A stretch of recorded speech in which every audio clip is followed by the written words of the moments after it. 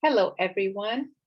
I wanted to create a short video to tell us where we are going in our intensive intervention project in collaboration with LMA. So our first step is you get to meet your student and get to know your student. There are a variety of data sources you're going to use to get to know your student. The first is getting to know LMA. LMA is a private special education school providing instruction for students from kindergarten to 12th grade. Through your student interview, you are learning the student's strengths and struggles. Through the file review, you will gather data on your student's background and history. All this information will give you pieces to the puzzle on how to best meet the needs of your student.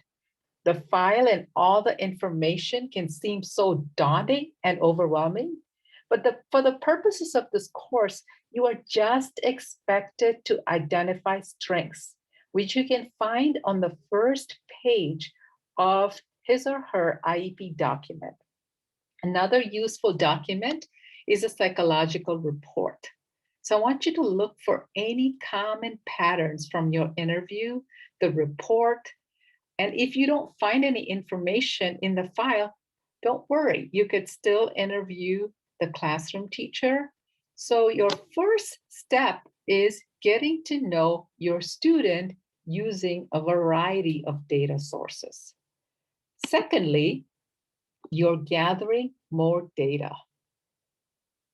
You're going to analyze the data you gathered and decide what is useful information that will help you for your tutoring. Useful information can include the student's strengths and area of need in reading, specifically the 5 components of reading. Does he need more targeted instruction in phonemic awareness, phonics, fluency, vocabulary, or comprehension? Thirdly, you are going to write a background summary.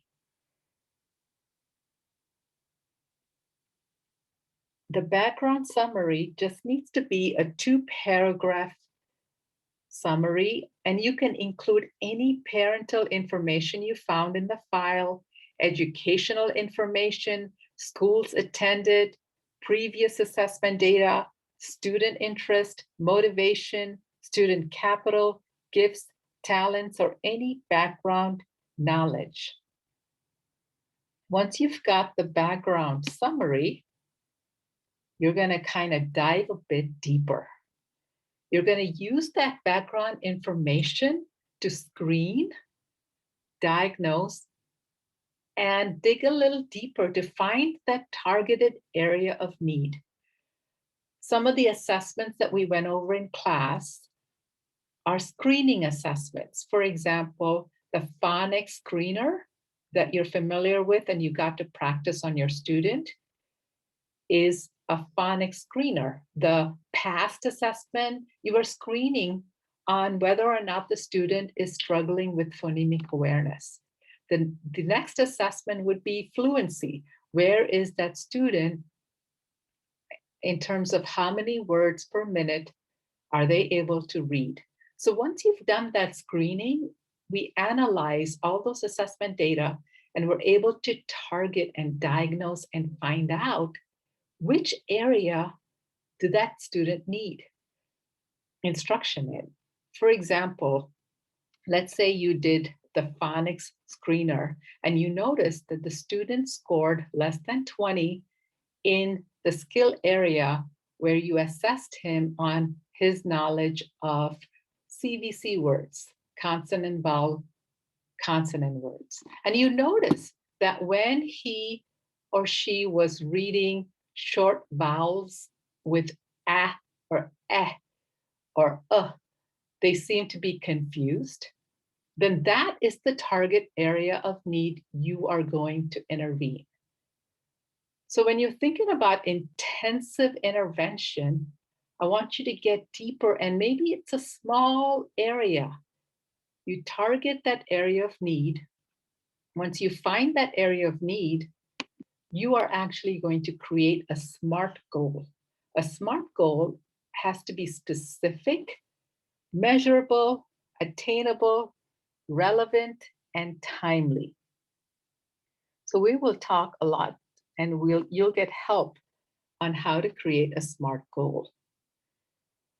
Once you've got your SMART goal, that's when you get to start your instruction.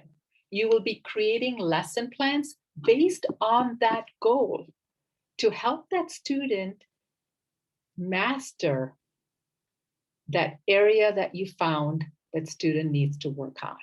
And every time you do your lesson, you are also going to reflect and progress monitor to see if your instruction is working. Once you've done that, you will then do a post-assessment that will help you see, has the student grown? So what does a post-assessment look like?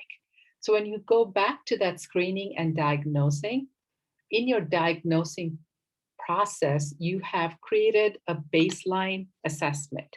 So in our example, when we talked about the CVC words with short vowel sounds, you might have created a teacher-made assessment with about 10 CVC words with those short vowel sounds in the assessment.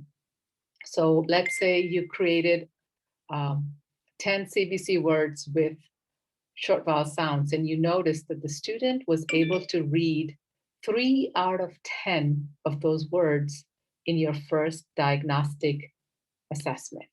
So for your post-assessment, you are going to actually give him 10 CVC words and see if they had grown to the area that you chose in your goal. So if your goal was that student is going to be able to read CVC words that have short vowel A and U sounds, then your post-assessment with 80% accuracy, let's say, then your post-assessment would be measuring whether the student has reached that goal. So that is where we are going with this intensive intervention project. We're going to be able to dive a little bit deeper and be equipped to provide intensive intervention. And lastly, how are you going to demonstrate your knowledge? You're going to create a portfolio and compile all these information and be confident that you are able to find an area of need, create a lesson to target that area, and then pre and post assess, and as well as progress monitor. Thank you.